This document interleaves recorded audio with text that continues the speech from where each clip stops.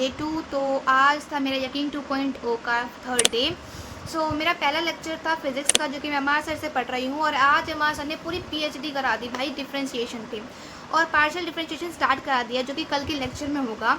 ठीक है। और फिर सेकंड लेक्चर था फिजिकल केमिस्ट्री का, जो कि मैं सुधांशु सर से पढ़ रही हूँ। और आज सर ने ज़्यादा कुछ नहीं कराया है, gram atomic mass, relative atomic mass, ये सारी एटॉमिक मास वाली सारी चीज़ें पूरी करवाई है। AMU 1 AMU इस पर क्वेश्चंस कराए हैं। ठीक है, इतनी सारी चीज़ें हैं।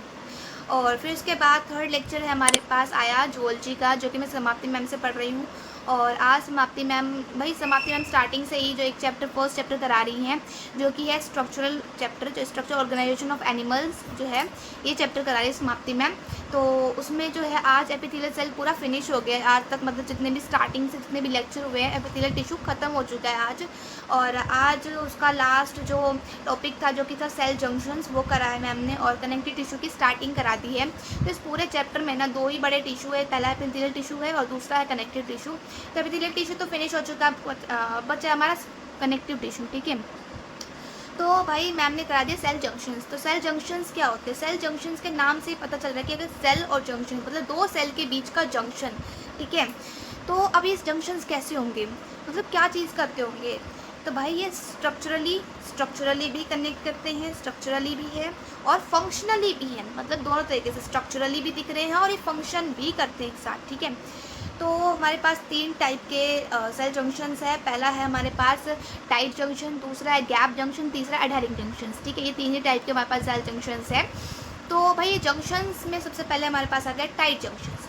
तो टाइट जंक्शन का काम क्या है? टाइट के नाम से पता है कि भाई ये टाइट होगा, बिल्कुल टाइट। तो इसकी जो डेफिनेशन है वो क्या है कि prevent leakage across the tissues, मतलब कि लीकेज को रोकता है, जो कि हमारे एंटी नहीं रोक पा रही, लेकिन टाइट जंक्शन जरूर रोकता है हमारी बॉडी में लीकेज को। ठीक है। और इसका एग्जाम्पल वैसे इंपॉर्टेंट नहीं है और इतना नीड भी नहीं है, एक्स्ट्रा में हो जाएगा इसका एग्जाम्पल, लेकिन मैं लगा दूंगी नोट्स की क्लिप यहाँ पर। ठीक है। और फिर उसके बाद हमारे पास आ जाता है गैप जंक्शंस। गैप जंक्शंस क्या है? तो गैप जंक्शंस को हम दूसरे इस नाम से बुला सकते हैं, तो कम्युनिकेशन जंक्शंस भी कह सकते हैं, बिकॉज ये कम्युनिकेट करते हैं भाई एक दूसरे से। कैसे कम्युनिकेट करते हैं भाई? ये 2 सेल है। ठीक है। इसका साइटोप्लाज्म इसमें ट्रांसफ़र हो सकता है, इसका साइटोप्लाज्म इसमें ट्रांसफ़र हो सकता है, मतलब कि भाई ये आयंस को भी ट्रांसफ़र कर सकते हैं, स्मॉल पार्टिकल्स, स्मॉल मॉलिक्यूल्स को भी ट्रांसफ़र कर सकते हैं, एंड समटाइम बिगर मॉलिक्यूल्स को भी भाई ट्रांसफ़र कर सकते हैं। तो एक दूसरे को आदान प्रदान करना, तो ये कम्युनिकेशन ही हुई। ठीक है। तो इसलिए हम इसका दूसरा नाम कम्युनिकेशन जंक्शन भी कहते हैं। हाँ, इसका एग्जाम्पल इंपॉर्टेंट है, जो कि है स्मूथ मसल। ठीक है। उसके बाद हमारे अडहेरिंग जंक्शंस है, तीसरा टाइप का हमारे पास। तो भाई अडहेरिंग जंक्शन के नाम से पता चला अडहेर क्या होता है कि भाई चिपका के रखना, बिल्कुल जोड़ करके रखना। तो इसकी डेफिनेशन ही है कि भाई सीमेंटिंग करती है बिटवीन दी सेल्स के बीच में सीमेंटिंग करती है, बिल्कुल जोड़ के रखती है। अब ये उन्हीं सेल्स को जोड़ के रखते हैं जो बहुत ज़्यादा इंपॉर्टेंट है हमारी लाइफ में। यस, हमारी बॉडी के अंदर बहुत ज़्यादा इंपॉर्टेंट रोल प्ले कर रही होती है। तो सबसे इम्पोर्टेंट हमारा हार्ट है, तो भाई कार्डियक मसल्स का एग्जाम्पल हो जाता है, जहाँ पे जंक्शंस है। ठीक है। तो ये 3 टाइप के हमारे पास जंक्शंस थे। उसके बाद हमारे पास आता है कनेक्टिव टिश्यू, जो कि दूसरा टाइप का टिश्यू है। तो बताया था मैम ने कि भाई एपिथेलियल टिश्यू में बहुत कम मैट्रिक्स होता है, बट जो कनेक्टिव टिश्यू है उसके अंदर मैट्रिक्स बहुत ज़्यादा अबंडेंट होता है, कनेक्टिव टिश्यू बहुत ज़्यादा भी होता है। ठीक है। और दूसरी बात कि भाई अगर आप कनेक्टिव टिश्यू को डिवाइड करना चाहो, उनके कंपोनेंट्स देखना चाहो, तो देखो कनेक्टिव टिश्यू है हमारा।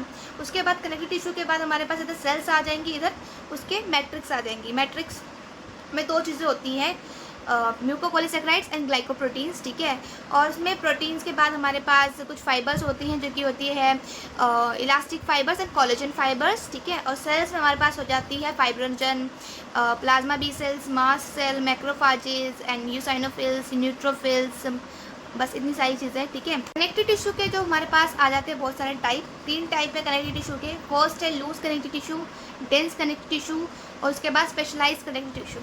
लूज कनेक्टिव टिश्यू के नाम से पता चल रहा है कि भाई बहुत सारा मैट्रिक्स होगा। ठीक है। तो बहुत लूजली होंगे। ठीक है, लूजली पैक्ड होंगे। तो लूज कनेक्टिव टिश्यू में हमारे पास 2 आ जाते हैं, एरेुलर और एडिपोज।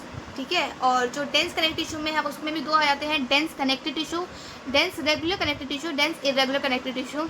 स्केलेटल कनेक्टिव टिश्यू के अंदर हमारे पास जाते हैं बोन्स और कार्टिलेज, और फ्लूइड कनेक्टिव टिश्यू के अंदर हमारे पास आ जाते हैं ब्लड और लिम्फ। ये हमारे जो दोनों स्केलेटल कनेक्टिव टिश्यू और जो फ्लूइड कनेक्टिव टिश्यू है स्पेशलाइज कनेक्टिव टिश्यू के अंदर आते हैं। उसके बाद हमारे पास आ जाते हैं कि भाई हमारे टाइप्स में तो भाई फॉरगेट कर लिया इन सबको। तो फर्स्ट हमारे पास मैम ने पढ़ाया लूज कनेक्टिव टिश्यू, और लूज कनेक्टिव टिश्यू में भी मैम ने आज सिर्फ एरेलर पढ़ाया है, एडिपोज नहीं पढ़ाया है। तो एरेलर में मैम ने पढ़ाया कि भाई जो ये है ना, एरेले का मतलब है स्पेस, मतलब ये बहुत ज़्यादा स्पेस है, बहुत ज़्यादा खाली खाली सेल के अंदर, ठीक है। तो एक डायग्राम एनसीईआरटी का जो कि मैं नोट्स की यहाँ पे क्लिप लगा दूंगी, ठीक है। तो वो इंपॉर्टेंट है, जिसमें fibroblast, mast cell, macrophages, plasma B cells और जो कोलेजन फाइबर्स थे, इलास्टिक फाइबर्स थे, सारी फाइबर्स इसमें शो कर रखे हैं, ठीक है। और उसके बाद ये है कि सारी चीज़ों को एक्सप्लेन किया है कि भाई सारे सेल्स को, कि फाइब्रोब्लास्ट का क्या काम है, फाइब्रोब्लास्ट क्या करता है, सिक्रीट करता है ग्राउंड मैट्रिक्स, ग्राउंड सब्सटेंस, ठीक है। और उसके बाद फाइबर्स भी फाइब्रोजन ही सिक्रीट करता है। दूसरा हमारे पास आता है मास्ट सेल। मास्ट सेल का काम क्या है? तो देखो मास्ट सेल का काम है कि भाई इन्फ्लामेशन कोज करना, ठीक है। मतलब कि अगर कहीं भी थोड़ी बहुत चोट लग गई है या कुछ भी ऐसा हुआ तो इन्फ्लामेशन कोज करना है, ये इसका काम है मास्ट सेल का, ठीक है। अब दूसरी बात है कि भाई मास्ट सेल के अंदर 3 चीज़ें आ जाती हैं। सबसे पहला आ जाता है हमारे पास हिस्टामिन। हिस्टामिन क्या काम करता है? तो हिस्टामिन काम करता है कि वेजो डायलेटर है, मतलब कि आपकी ब्लड वेसल्स को डायलेट कर देगा, मतलब पहली ब्लड वेसल इतनी थी तो उसको डायलेट कर दिया, ठीक है।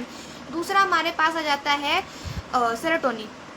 सेरोटोनिन क्या काम करता है? वेजो कॉन्स्ट्रिक्टर है, मतलब अगर आपकी पहली ब्लड वेसल इतनी थी तो उसको कॉन्स्ट्रिक्ट कर देगा, ठीक है। और तीसरा हिपैरिन आ जाता है जो कि एंटी कोएगुलेंट है, मतलब कि भाई आपकी ब्लड को जो है ना क्लोटिंग से रोक देगा, प्रिवेंट करेगा ब्लड क्लोटिंग को। बस ये तीन ही चीज़ हमारे मास्ट सेल के अंदर आती है। उसके बाद हमारे पास हमने फाइब्रोनोजन पढ़ लिया, मास्ट सेल पढ़ लिया, और plasma B cells, eosinophil and neutrophils, ये सारे टाइप्स ऑफ WBCs है, ठीक है, जो कि हम नेक्स्ट दूसरे चैप्टर